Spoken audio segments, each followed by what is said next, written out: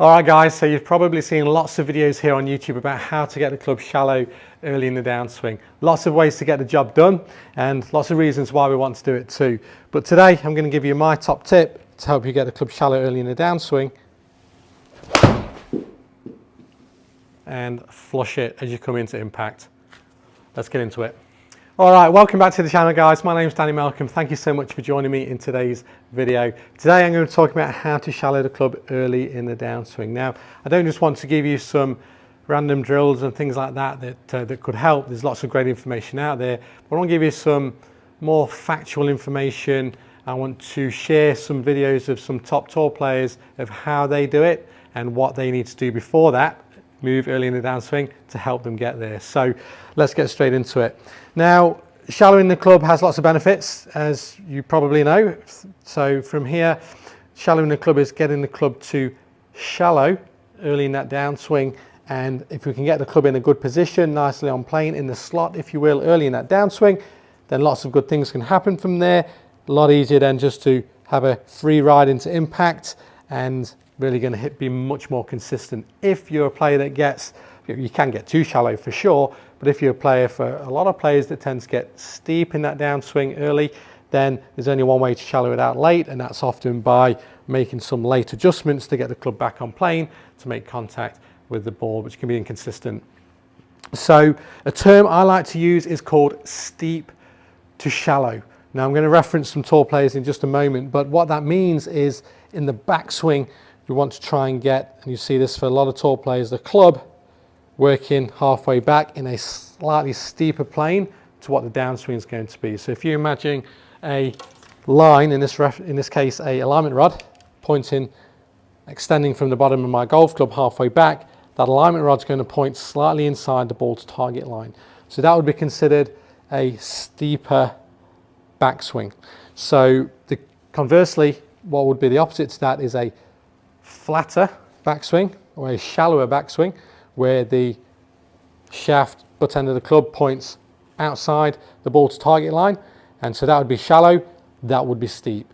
So what can happen for players, not all players, there's certainly some tour players that do get it flatter or shallow in the backswing and they make it work beautifully well, but in general for a lot of players will benefit from potentially a steeper to shallow move. So if you're a player that does get shallow on the way back or flatter, oftentimes what can happen there with the center of mass of the golf club being around here, what can happen if that's starting to work this way in this shallower position, that center of mass is around here, and as we start to come down in the downswing and start to pull on this handle, oftentimes as we pull and go from shallow to steep, the center of mass starts to work outside this way in a steeper position, and then the club's starting to work out this way, and then we need some late reaction. So that would be considered a shallow to steep approach, which I see more oftentimes than the opposite. So if we're trying to work on a steeper to shallow approach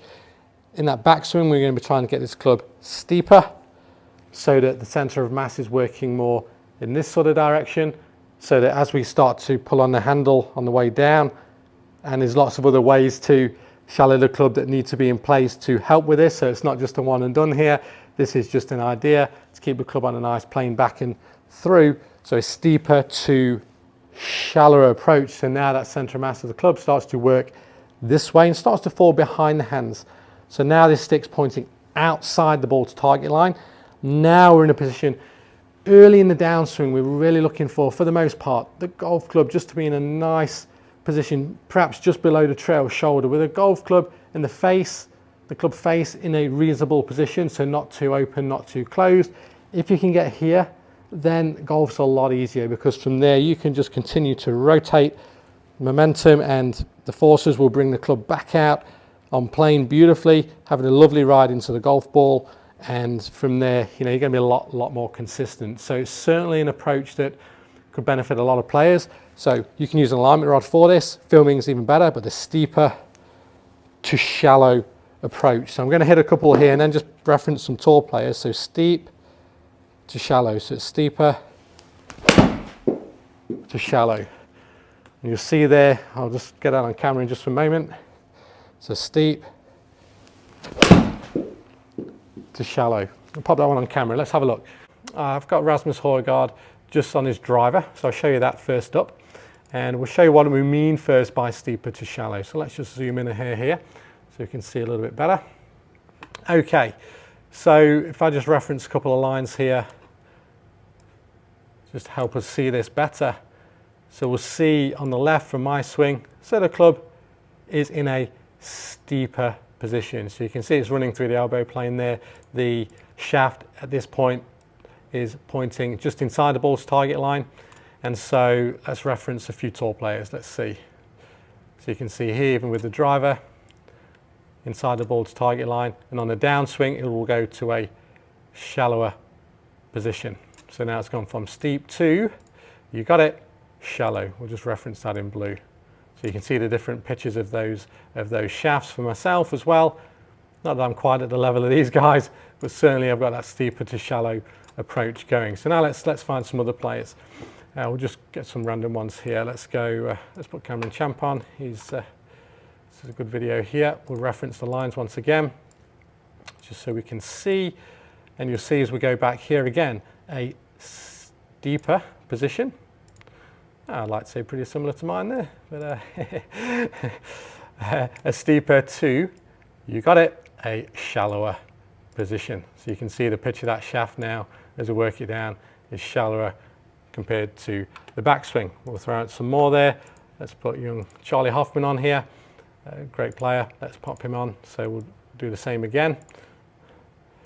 You start to see a pattern, guys. Yes, there is absolutely tour players that don't do this, but for the most part, they are doing this. So you might get a Phil Mickelson or somebody that's a little bit steeper on the way down, but again, these guys are absolute athletes in what they do, so skilled as well, and can repeat those moves. Again, steep to, you got it, shallow. So it's not these crazy big shallowing moves that you often see players trying to create. It's just subtle, but it's steep to shallow, nothing crazy. Let's find some other players. Who we got on here? Let's have a look. Let's have a look here. Let's put on, got young Rory. Let's got his driver swing on there. Patrick Cantley, let's pop him on there.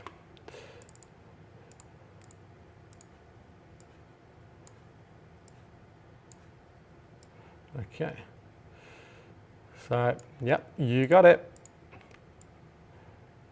What do we say? Steep to, let's do one extending all the way through. Steep to, shallow.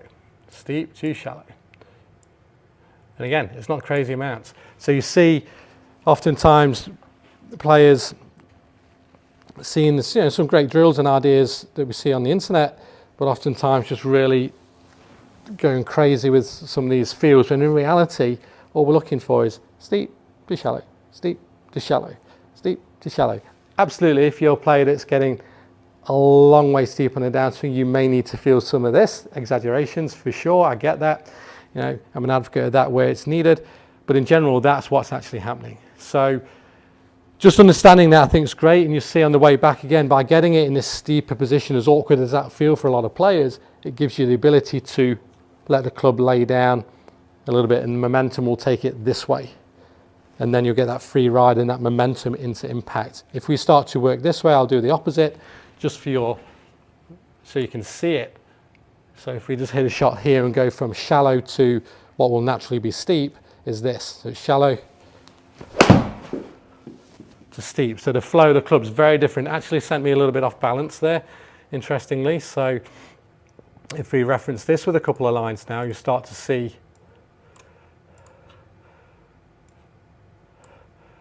the differences. So we'll just compare that to this previous one here.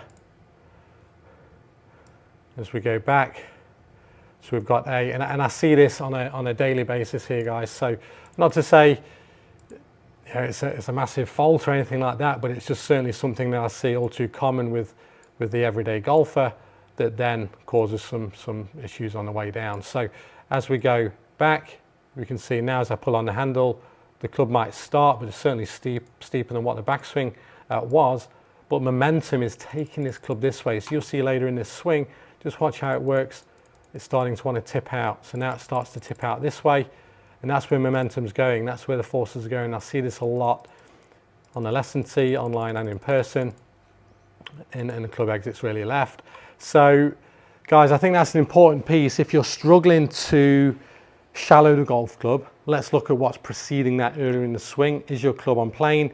Are you making it more difficult for yourself to do that? If so, we might want to look at that area of your swing in the backswing, because let's be honest, the backswing is a lot easier to change than the downswing. So this is happening a lot slower. If you think of 3 to 1 as a general rule of thumb, the backswing is 3 units of time relative to 1 unit of time in a downswing. There's more time to effect a change, whereas that moment in time, you know, quarter of a second, not even that on the way down, you're going to do what you're going to do, right? So it's a lot harder to create change in that transition and downswing. So if we can set the club in a way that's going to help that, then why not go for that? Because if we're starting to get here, then we're going to have to do a lot of work to pull and shallow at the same time. There's certainly players, you know, John Rahm's a great example. What an absolute player. And he's more of this idea where you can get it to work down to sort of here. Oh, and obviously I'm not John Rahm, so I can't do that. But there are certainly players that can. But for most everyday golfers and most that are watching this video, maybe something to look at. Seeing there, have a look at some swings, you know, online of some tour players, and you'll start to see a pattern for the majority. Guys, I hope that helped. If you'd like any help with your game online, then feel free to click the link above. Be really happy to help support you with some remote coaching and help you with that steep to shallow if that's something that you need. But whatever that is, yeah, feel free to get in touch. If you did enjoy the video, please like and subscribe. Lots more great content to come. Thank you so much for watching, guys. Hope you enjoyed it, and look forward to seeing you in the next video.